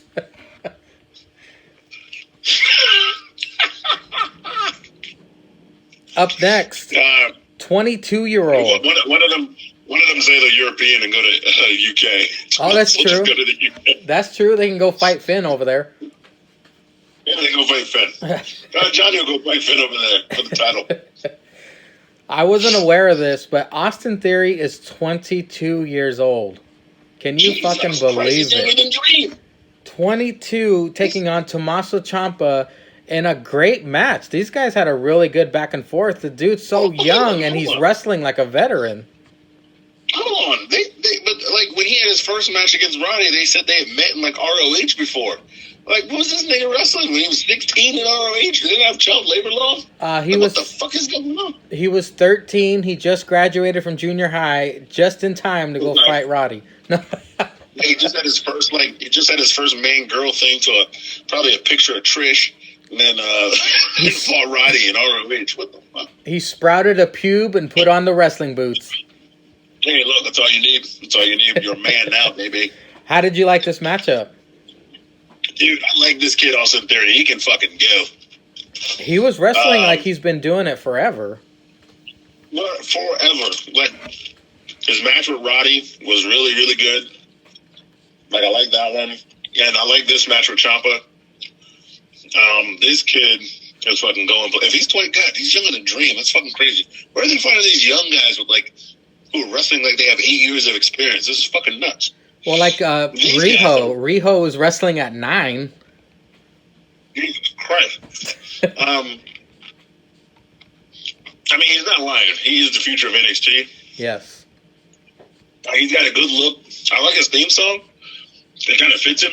I like the Titantron, too, how he stands in the middle and that light shines behind him. And the light shines on him, and then the electric pops. Yeah, this kid can go. He's good. He's showing that he can, like, you know, put on matches with fucking guys who are damn near like legends in NXT. The legends in NXT, or at least the top of the talent. Yes. In NXT, former champions and champions in NXT, and he's showing he can put up the goods. And Mauro and Nigel were hyping him up with his moves because, you know, I mean, I mean, who doesn't have like a neck breaker or a neck buster? But the way they talked it up was like the pressure on the neck. He's focusing on the neck of Ciampa. He knows Ciampa had double neck surgery. I was cringing. I was making the kid look smart, even though. I was cringing seeing Ciampa take that buckle bomb. I was like, oh, fuck, he's dead. And then he did that, his finisher, the neck breaker. I was like, oh, my God, he has to retire now. Yeah, he's back on the shelf. Put him back on the shelf. He's going to be Sting. It was a good run. Yeah, it was a good run. It was a good run. He's second Sting now. He's done. But no, I like this kid. He's going to go onwards and upwards. Yeah, I mean, I want to see him in some more matches. Like, it's a shame now that Riddle's in this tag team thing, because usually now you kind of see the guys taking the leap forward would fight somebody like Riddle. That's like kind of I want to say Riddle was like a measuring stick. At a certain point. Yep. Because it was kind of like Cassius Ohno. Yeah. Cassius Ohno was the measuring stick, but you would get that win. Riddle was a measuring stick where you didn't know whether you were going to win or lose. You most likely were going to lose. But once you fought Riddle and he could get a good match out of you, a great match even, you knew that the kid would get some wins and then, maybe go up or down, figure out how you can go. But no, I think highly of the kid. He's good. Well, after a draping DDT and an elevated pedigree, Ciampa's finishing move, Ciampa wins. It was a great match. And then all of a sudden, it looked like a fan rushed the ring. It's fucking Gargano in some hoodie, ambushes Ciampa. Thanks to... He had a jacket and a T-shirt. Yeah, with that DIY shirt hanging from his pocket or something. It's fucking looking like Miami Vice with a light blue blazer and a white T-shirt with a fucking DIY back of the shirt hanging out of his pocket. Beating that motherfucker up. Thanks to Austin Theory, Gargano gets the upper hand, beats the shit out of Ciampa, and then sits on the apron and does Ciampa's little clapping thing. And he does the slow clap. Yeah. While Ciampa does the really fast clap. The segment ends with Ciampa laying on the NXT TakeOver Tampa Bay logo with Johnny staring at him. Nothing was really addressed. Morrow didn't say anything like, is this foreshadowing a main event? It was kind of an odd way to end the segment, but they need footage for the video package, so I'll allow it. Of course. Yeah, they need footage. Yeah. After this commercial break, we get an Undisputed Era video promo, how they're all saying, we're going to get our title belts back because the prophecy is still alive, yada, yada, yada, which I really hope none of them get their titles back. They had the gold long enough. For Bronson Reed versus Killian Dane, the battle of the behemoths. Yeah, I was watching this match. I think I was also playing Yahtzee. Well, I don't blame you. I mean, it wasn't like a groundbreaking match or anything. It was just two fat guys fighting each other. Bronson Reed is just Nyla in guy clothes, right? Nyla takes off the makeup and goes out as Bronson Reed. Pretty much, and I've never been hype on Killian Dane. Yeah, I've never been hype on him. So I think I wrote off a couple of games of Yahtzee with friends, but I was intently listening. I played with the sound off, but I was intently listening because I do like how they call him the resident thick boy and two C's. Well, I can I can guarantee you this is not on the Hulu version because it was nothing special. I mean, Bronson, he did do a suicide dive with a fucking tidal wave of flesh heading towards Killian Dane on the outside. That was impressive. Dane, he hit a superplex, so those big fuckers. I think the ring took the most damage during this match. It's these two fuckers falling all over the place. But damn right. Killian Dane eventually wins with the Vader bomb. I don't see... this was just a time-killing match, but it was all right. It was okay. It was all right. For time killing. Oh, I wanted to bring that up on Super Showdown. Did the ring sound weird to you? The whole fucking audio of the whole show sounded weird. Like the Cole and Graves were breaking up, and sometimes the fireworks, you couldn't hear that. It was really weird. Yeah. But the ring sounded like... Because you know the difference when you hear the ring in the live event than when you watch it on TV. Yeah. And the ring sounded like you hear it at the live event. Like that weird kind of slam sound. And I was like, why does the ring sound like that? Everything's a little bit off when they go to Saudi Arabia. Yeah. Sorry, that just popped in my head.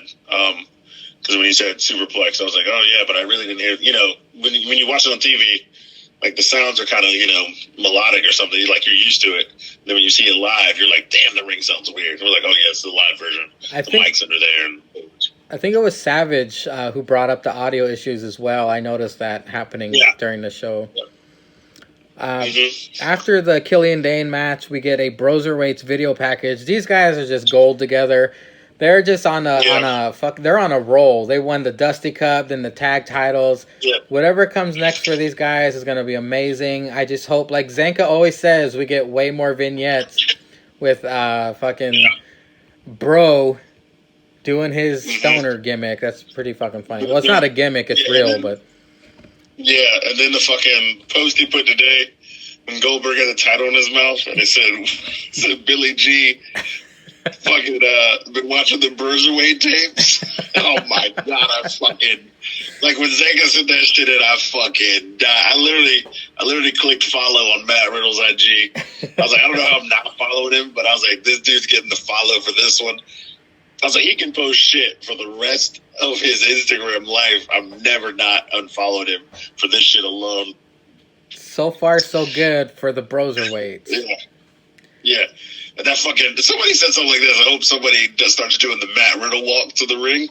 Because everybody does the Vince McMahon walk. And I was like, I don't know who said that shit in the chat, but if I see a UFC guy doing the Matt Riddle walk, I'm going to lose my shit. With the thumbs out and everything? Yeah, man. You got the arms at your side, the little bounce, and the stupid shit-eating grin. Yeah.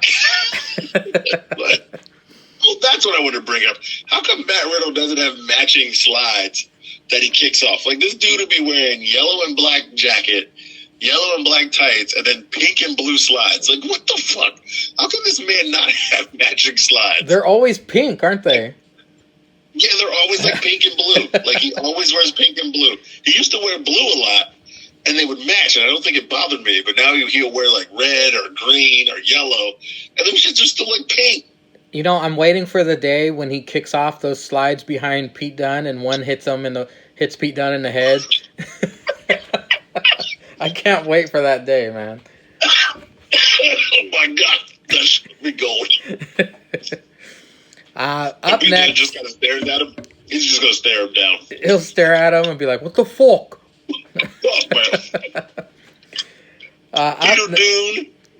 Peter Dune and Matt Rydell. God, that shit's gold. That shit's gold. Well, up next, I can't imagine this was on the Hulu cut either. It was pretty disappointing. The grizzled young vets come out to the ring. They cut a typical anti-American promo, another tired gimmick, versus the Forgotten Sons, who are all of a sudden baby faces and pro-American. I wrote down here, anyone who gets in the ring with the grizzled young vets look like $1 million. This was the Forgotten Sons' best match I've ever seen them do. However, whether they're heel or face, they still gonna lose. That's right. So, I mean, it was a good match and all. It's just, I can't imagine... There was, like, zero stakes. Like, I was confused why they were fighting Forgotten Sons. Didn't the Forgotten Sons lose to the Grizzled Young Vets in the Dusty Cup? I'm pretty sure they lost everything. Can you tell me one match they've won? Oh, no, they always lose, but that's what I was thinking they were fighting today. Because, like, I think the Grizzled Young Vets are finally in NXT. And I think they beat the Forgotten Sons in the Dusty Cup. So the Forgotten Sons were like, well, if you over here, we gonna fight again. But we gonna lose.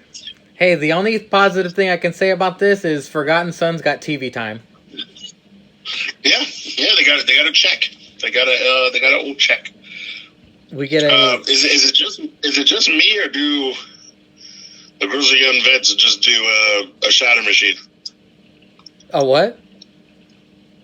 A shatter machine, the Rivals finisher. Exactly. Like, it's the same thing. The Ticket to Mayhem is a shatter machine, basically. It's just it's basically a shatter machine. Come on, guys, you could think of something better than that. At least better than that. I guess when you were on a different continent, like, I don't care about it. But now that, like, people are going back to NXT and back up to the main roster, if the Revival went back to NXT and they fought the Grizzled Young Vets, like, who's going to get over doing the shatter machine? I mean, I could see that feud happening right now. You know, like, oh, you stole our moves. You know, Matt Riddle's going to cut a promo and be like, bro, didn't you just steal the shatter machine? Yeah. Am I high or did you steal the shatter machine? Well, after this matchup, we get a backstage interview with Tegan Nox saying that they're going to fight in a steel cage as well, Dakota Kai and Tegan Nox. Is that at the pay-per-view or is that next week? No, it's like, so they're the ones. See, like Dream. See, when Dream said in his promo, he said, "Tell Rigo to leave the cage up," because Tegan Nox and Dakota Kai were scheduled to fight in the cage after the street fight. Yeah. After the street fight, when old girl was backstage, William Regal said, "In a couple of weeks, you and Tegan Nox will fight in a steel cage match on NXT." And then that's why Dream said, leave the cage up. Okay. Because me and Roddy are going to finish this in a cage match next week on NXT. I see. They were already scheduled. Yeah, they were already scheduled to fight in this cage match on NXT. And then now that's why I said they're just going to use it twice. You know, Triple H was like, well, fuck it, we bring this cage in here, let's get some use out of it. So he's going to put Roddy and Dream in the cage as well. Well, you know, I am looking forward to it because I actually did like their street fight at TakeOver Portland. I thought it was great. I don't know what Cynic was talking about. Exactly. I thought it was great. We got to know where Cynic is coming from here. I mean, he is an expert when it comes to using weapons and fucking people up with that. So I got to get that interview with him about that. That bitch ate that trash can lid to the face, bro. I mean, that shit was raw. Those two must be best friends because they fucked each other up. Yeah, you can only fight your best friend like that. I told you they're best. Like, if you scroll through their Instagrams, dude, like when they were wrestling together, they're always together. They were. I think honestly, they still are. But yeah, you can only fight your friend like that. You can only trust your friend like that. You can't trust somebody who, you're mad, even though you might be friendly to each other. You can only trust your real friend like that. That's some fucking Gargano Ciampa shit. Oh, yeah, now that I'm thinking about it, Triple H, Shawn Michaels, Kevin Owens, Sami Zayn, they're all best friends. Yeah.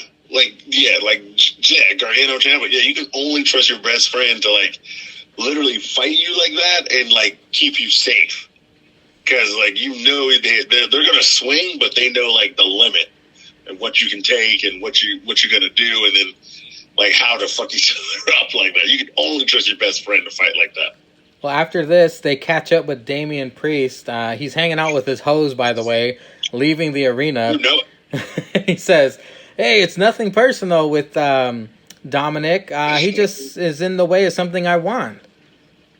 Mm-hmm. So I kind of like the response. But I mean, he's still Tanya Harding, then. Is that?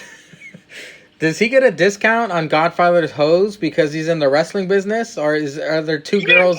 Are they different each time, or is it the same two hoes? I don't know, man. It's a different era, man. I mean, I don't know if that whole business is still running. Maybe he rents them from the Godfather. Maybe he's paying for them hoes. All I know is, Godfather could be CEO of Ho Central. Hey, man, for all we know. Pimping ain't easy. That's all I know. It ain't. Especially nowadays. Especially, with the Me Too movement and shit. These bitches making pimping hard. Well, up next, the main event.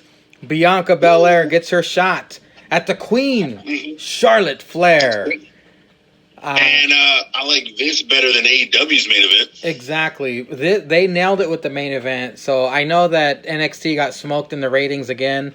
However, NXT finished way stronger than AEW. We get these two women in the ring, and what does the crowd chant loudly? You don't go here. Yeah. That was funny. Dude, you can't look. Okay, when she first said that shit to Toni Storm, when she first said that shit, I fucking fell out.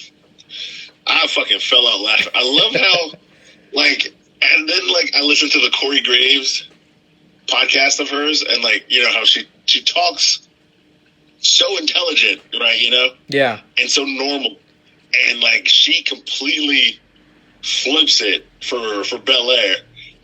And Belair is so like, I know chicks who talk like that, and Belair is so ghetto, but so like these bitches ain't shit. I'm the shit. Like the way she pops it off, like even in that promo outside, she was like, I'm the strongest, fastest, toughest, best. And she goes, it's on site. And I was like, yo, this bitch said on site. Like, I don't know. Motherfuckers are correlating. She's like, this bitch said on site. And then she said, you don't even go here. Like, I know bitches who would, like, fight bitches for shit like that back in high school. Like, bitch, you don't even go here. What you know this hoe for? I'll fuck you up, too. Why is like, that not a shirt? That has to be a shirt. What the hell? Come on, NXT. Dude. Yo, fuck that. I'm buying that shit. They put that shit on a shirt. I'm fucking buying it. I'm fucking buying it because that shit is gold. I kind of agree with you about the lips thing. Yeah, I on don't her like outfit, that. I don't like that. But I think she does it because Montez Ford has her lips, like, tattooed on him. Oh. Like, I know, because, you know they're married. But I know, like, he went to the tattoo shop and, like, she put on, like, you have to put on, like, crazy red lipstick or something, and she kissed, like, a part of his body. I think it's on his neck or, like, his shoulder. And then he had a tattoo guy, like, tattoo it on him. I just thought it was because that's the most pronounced part of her body besides her booty. Like, her lips stand out so I know much. he has that, like, that's, yeah, like, I think so. I think she does that, too. But she has it on her pants, but not, like, on her ass. Yeah. But I know she does a little kiss thing when she gets in the ring, and she does it, like, as a taunt in the ring. But, like, I guess, but I know she has that's, like, the print of her exact lips on Montez Ford. But it's, like, on him tattooed. He doesn't wear it, like, on his outfit. I gotta but say, she, like, since she makes her run.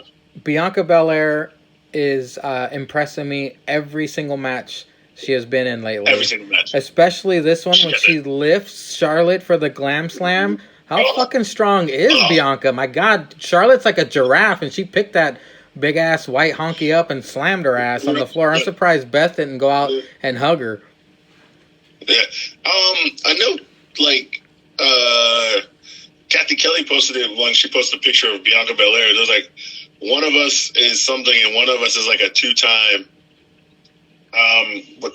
performance center strength winner or something. Like, Bianca Belair is fucking like D's, bro. I was like, do these performance center tests? These are like men and women. Like, they do that fuck shit where they throw the medicine ball behind their back.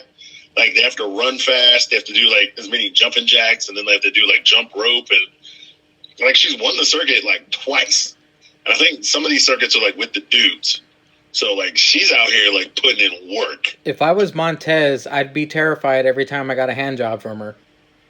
But, bro, hand job, they gotta be, like, breaking bed frames, man. They gotta fuck up the floor. With the height he gets on his frog splash and the strength that she has, that must be some freaky shit. Yeah. Shit, bro, this nigga jumping off the balcony while she's on the first floor, landing in the cooch, like, beating it up. Well, another thing I wrote down here is they both speared each other. Did you notice that?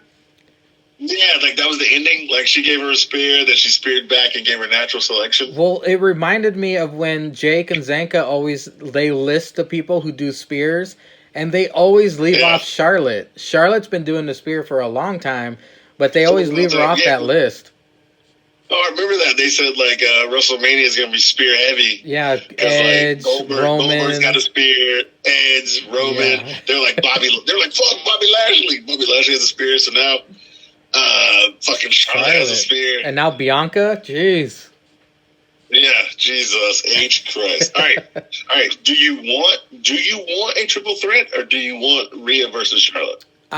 Well, I was going to say if this had a dusty finish, to do a triple threat, but now that each competitor has defeated Bianca clean, I gotta say 1-on-1 now. Right, yeah. Like, all right, I get that now. Yeah, see, like, Bianca, and that's what I'm thinking, like even with the Royal Rumble, Bianca looked good. She looked great. She's had a better Royal Rumble first Royal Rumble than Charlotte did, because Charlotte's Royal Rumble was last year, which she lost. Even Charlotte's Royal Rumble this year wasn't as good as Bianca's performance. But yeah, like Rhea beat her. Like Shayna's beating her, Rhea's beating her, and now Charlotte's beating her. So she keeps losing like to the top people, but she's always in the contention. Well, you know what would make headlines? What if Bianca took on Bayley for the SmackDown Women's Championship? Oh, fucking crap. And then, like, beat her at Mania? Hell yeah, that would be awesome. Then everybody would be talking about the SmackDown Women's Championship. Yeah, they would probably pop for that, bro. They would, oh my God. You know, I didn't even think about that, but that would be hella lit. And think of the follow-up. Think of the follow-up match at SummerSlam, Bianca versus Naomi. Oh, that'd be money, too. That'd Damn. be real money. But, no, it would, I think that would be lit, but I hate to say this because I like Rhea, but I think Charlotte needs to win this match at Mania. Really? I like the fact of Charlotte going back to NXT as the champ to fight with the people who are down there. Hey, do they count? I think it's better. Do they count the NXT Women's Championship and her reigns? No, they don't. So if she beats Rhea for the title, it's not going to be 11-time champion? No. Oh, wow. Well, because maybe now it would be because NXT is on TV. Because they didn't count her previous NXT title reign. They say she's a 10-time. They actually say now she's a 10-time Raw and SmackDown Women's Champion. Okay. That's what they say. She's a 10-time Raw and SmackDown Divas Champion. Just like they don't count Charlotte's and Bayley. Bayley's a Grand Slam champion. They admit that she's won it, but they haven't admit like how many times. It's going to be very interesting if Charlotte does win. If they say, well, now Charlotte's the 11-time champ, or they're going to say Charlotte's the 2-time NXT Women's Champion. You're right. Like I think they would probably say that. She's in her second reign as NXT champion 11 times if you count across all 3 brands. I think they would say something like that. Well, Charlotte does eventually hit that horrible finisher, the natural selection for the win. And you can tell they were really rushing for time because Charlotte fucking runs out, gets a chair to attack Bianca's leg and put her in a figure 8. And then Rhea rushes out there for the save. And then the last thing we see is Charlotte posing. What was that? I said, did you notice Rhea actually did her entrance? Yeah, she waited. She waited to like do her stupid little foot stomp on the top of the ramp, and then if you notice, the ref is trying to like throw her into the ring. Yeah, because of the time constraints. Yeah. Rhea's just taking her sweet time while Bianca's legs are getting destroyed. Yeah, getting fucked up in the ring by this bitch. And Charlotte's just staring at her like, I know this bitch ain't about to do her entrance. Well, fuck it, let me get some stomps in right quick. Shit. Well, Ceizar, what hashtags did yours not get read? The Instagram or the Facebook? The Instagram. Instagram. Well, let me pull that up right now. We got to correct this. You don't have to, because I could turn one into a funny little thing previewing maybe in a couple of weeks here. Oh my God, dude! We got so much new material this past week. We got the child cheese. We got Jake and with the bathing suit. We got so much new material. It's going to be very interesting in these next couple of weeks to see what everybody comes up with. But actually, yeah, you can go ahead and read them then. I'll come up. Yeah, you're right. I do got the child cheese and all that shit. And who knows what Jake will do next week? And you know, Sticks, he's probably got like a fucking scroll of things to say. He's got a book. Sticks has probably got a book of just Jake alone. Just Jake. Okay, let me see here. Okay, here we go. Julius _Ceizar's hashtags from Instagram. Hashtag decentpod. Hashtag world order. Hashtag fuckshit316. Hashtag Jake has bad opinions that a fact. Hashtag those who can't do teach. Those who don't watch wrestling. I just read it for the first time. Sorry. Yeah, Those who that's all can't good. do teach. Those who don't watch wrestling have a podcast. Oh, that's good, dude. Okay. Hashtag APPW is back. Hashtag Black Rangers. Hashtag Fly Fast, Whoop Ass. Hashtag if you got problem, see me in the comments. Bravo, Caesar. That was funny. Oh yeah. I just really wanted Zenga to read those who can't do teach, those who don't watch wrestling. Have a podcast. I have a podcast. Oh, shit. All right. Well, we did it, Caesar. We broke down all kinds of shit this time. Is there anything you want to plug before we let you go? Just plugging Mangrio Fueled on YouTube. Man's got excellent content like this shit you're listening to right fucking now. Also APPW, always great video game shit. And tune in to more great content like this and what we got planned. And that's about it. Well, Caesar is foreshadowing it. Thank you, my friend, for the advertisement. But next week's After Party Hangover, episode 30, is going to be one you do not want to miss. So to the mighty 20 listeners, thank you for listening. Spread the word. Next week is going to be special. And with that, thank you for spending time with me, Caesar. Thank you, everybody, for listening. And, as always, all hail Linda's Bush. Thank you once again to my guest on The Hangover this week, Julius_Caesar. We had a ton of stuff to cover, a lot of stuff to get through. But next week, ladies and gentlemen of the Mighty 20, something special is coming. And I urge you to tune in to After Party Hangover, episode 30. Not going to reveal it yet, but I will have the guys announce it on the next Still Real After Party. Speaking of the Still Real After Party, so follow them on Instagram. It's at Still Real to Us. The host, it's at After Party Jake, at After Party Zanka. On Facebook, you just search for the Still Real After Party and hit the like button. To cover up your nips with that merchandise, it's shop.spreadshirt.com/stillrealafterparty. Don't forget about Matt Taven's podcast, Take a Bump. And Andy with an I, Still Real Pregame, is also on the Still Real After Party's YouTube page. Thank you, everybody, for listening. And, as always, all hail Linda's Bush.